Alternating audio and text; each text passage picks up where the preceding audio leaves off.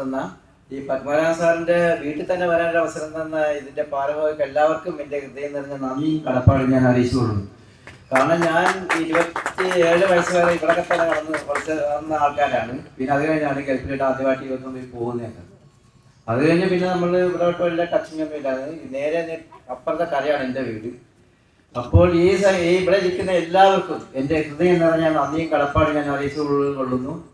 പിന്നെ ഇപ്പൊ ഈ സിനിമ എത്രയും നല്ല രീതിയിൽ വിജയിച്ച് നല്ലപോലെ ഇപ്പൊ ആർജികൾ ഓടിയതുപോലെ തന്നെ ഓടണമെന്നാണ് എൻ്റെ ആഗ്രഹം. അതുപോലെ ഓടും. കാരണം അതുപോലെ കഷ്ടപ്പെട്ടാണ് എല്ലാവരും പണം പിടിക്കുന്നത്. കാണാൻ പറ്റിയ കാര്യം, ഏതൊരു സിനിമ ഇറങ്ങുമ്പോഴും ഒരാകാംക്ഷയുണ്ട് സിനിമ കാണണം. അതുകൊണ്ട് ഞാൻ ഒരുപാട് ആഗ്രഹിച്ചു. നോവൽ വായിച്ചപ്പോൾ തന്നെ ഇത് ചിത്രമെന്ന് വിചാരിച്ചപ്പോൾ തന്നെ ഫസ്റ്റ് ഷോ കാണണമെന്ന് ആഗ്രഹിച്ചാണ്. അതുപോലെ തന്നെ ഞാൻ പോയി ഫസ്റ്റ് ഷോ കണ്ടു. എനിക്ക് ഭയങ്കരമായിട്ട് ഇഷ്ടപ്പെട്ടു.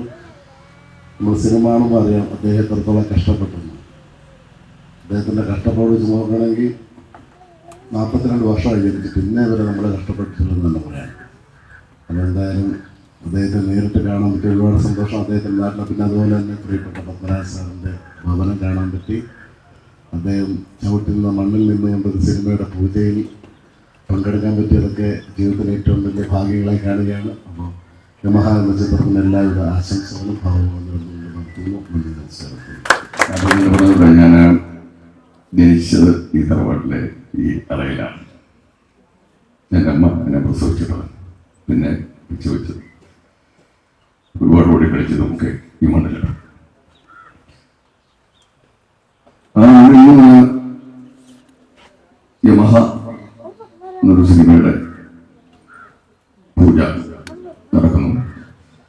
അതിൽ എല്ലാം എൻ്റെ പ്രിയപ്പെട്ടവർ, ഏറ്റവും പ്രിയപ്പെട്ടു സംവിധായകൻ മധു, എൻ്റെ അനിയനാണ് പ്രൊഡ്യൂസർ സുരേഷ്, പിന്നെ ബാക്കി എല്ലാവരും എൻ്റെ ഏറ്റവും അടുത്ത സുഹൃത്തുക്കളാണ്. അവർ നേരത്തെ എൻ്റെ അടുത്ത് ഇതൊരു പൂജയുടെ കാര്യം സംസാരിച്ചു. ഈ തറവാട്ടി വെച്ച് ഞങ്ങൾക്ക് തറവാട്ടി വെച്ച് പുത്തുരാജൻ സാറിൻ്റെ വീട്ടിൽ വെച്ച് ചെയ്യണം എന്നൊരു ആഗ്രഹമുണ്ട്. ഒരു ഏറ്റവും വലിയ കാര്യമല്ലേ. കാരണം മലയാള സിനിമയ്ക്കും സാഹിത്യത്തിനും നിരവധി സംഭാവനകൾ നൽകിയ പി പത്മരാജൻ. അദ്ദേഹം അവിടെ 5 വർഷം മുമ്പുള്ള തുടങ്ങിയിട്ട് 33 വർഷം കഴിഞ്ഞു. ജനുവരി 23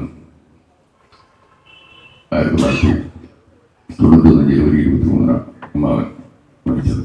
അറിയാമായിരിക്കും എല്ലാവർക്കും.